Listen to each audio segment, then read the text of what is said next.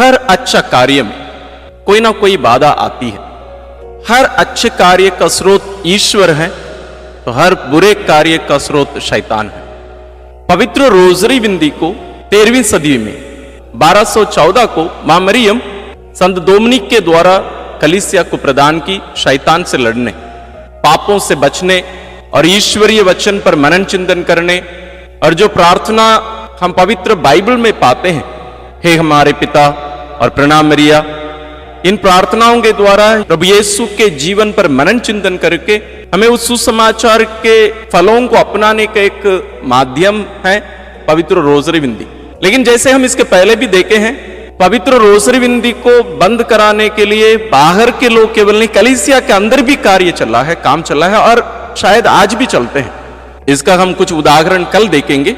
लेकिन जो इसका विरोध करते हैं उनका क्या होगा, इसको हमें जानना बहुत आवश्यक है। जैसे पवित्र रोजरी बिंदी को कुछ लोग इसलिए भी नहीं करते हैं और दूसरों को भी करने से रोकते भी हैं, प्रोत्साहित नहीं करते हैं और उनको एक प्रकार से रोकते हैं, बाधा डालते हैं उनके जीवन में या रोजरी बिंदी करने से।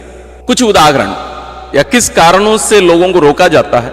शायद कुछ फादर लोग, सिस्टर लोग भी इसमें शामिल हों और कुछ शिक्षित बड़े लोग उन लोग भी इसमें शामिल होते हैं। जैसे पवित्र रोजरी बिंदी को जैसे सामान्य रूप से, बाहरी रूप से हम देखें तो एक बच्चे लोगों की प्रार्थना जैसे लगती है। क्यों? क्योंकि इसमें कुछ रटारटी बोली जा रही है। केजी में या प्राथमिक शालाओं में, स्कूल में जो पढ़ते हैं बच्चे, उन लोग वही करते हैं। आप जो कुछ उनको सिखाएंगे वो आके रट के बोलेंगे और उनके आगे उनको पूछे इसका मतलब क्या होता है, उनको मालूम नहीं है।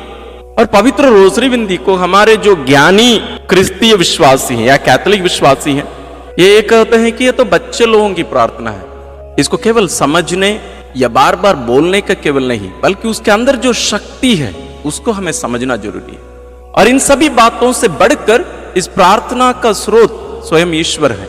क्योंकि हम जैसे जानते हैं पवित्र रोजरी बिंदी पवित्र वचन है, पवित्र बाइबल है। ये पूर्ण रूप से पवित्र बाइबल पर आधारित प्रार्थना है। हम प्रभु यीशु के संपूर्ण जीवन को यहां देख सकते हैं, उनके बाल्यावस्था से लेकर उनके स्वर्ग आरोहण और कलीसिया का प्रारंभ, और मां मरियम जो हम सबकी मां है और एक प्रकार से हमारी प्रतीक है। हमारे साथ क्या होने वाला है वो सब हम मां मरियम के जीवन में देख सकते हैं, अनुभव कर सकते हैं। तो उन्हीं घटनाओं को हम यहां याद करके मनन चिंतन कर रहे हैं।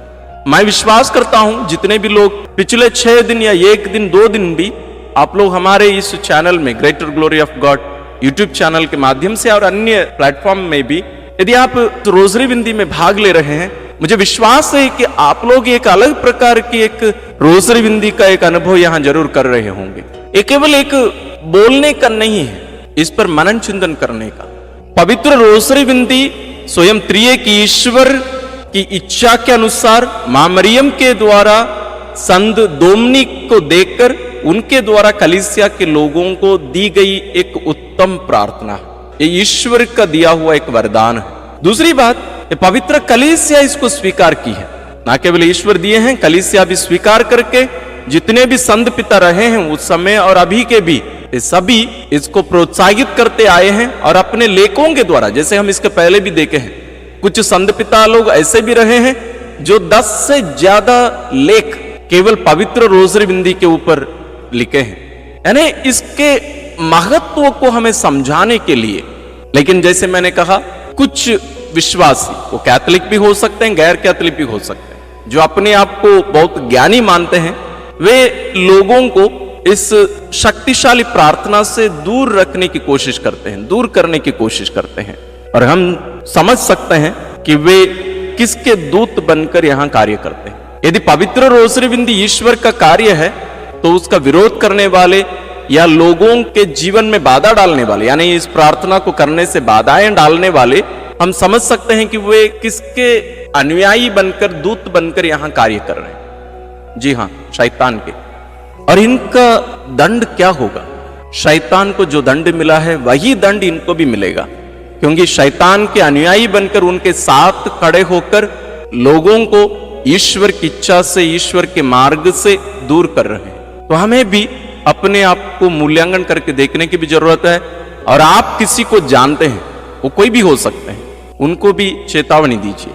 कि कोई भी ईश्वर के इस माध्यम को ना केवल टुकराता है और दूसरों को भी इसको करने से रोकता है तो जरूर वो नरक ही जाएगा।